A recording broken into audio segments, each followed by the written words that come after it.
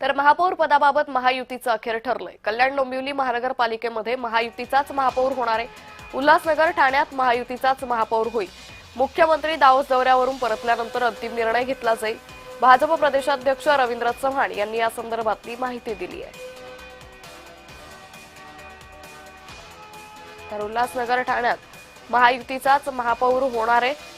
भाजप प्रदेशाध्यक्ष रवींद्र चव्हाणांनी या संदर्भातली माहिती स्पष्ट केलेली आहे।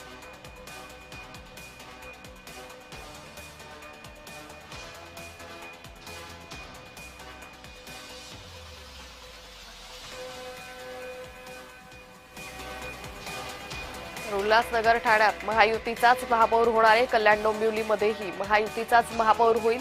मुख्यमंत्री दावोस दौऱ्यावरून परतल्यानंतर या संदर्भातला अंतिम निर्णय घेतला जाईल अशी माहिती रवींद्र चव्हाण यांनी दिली आहे।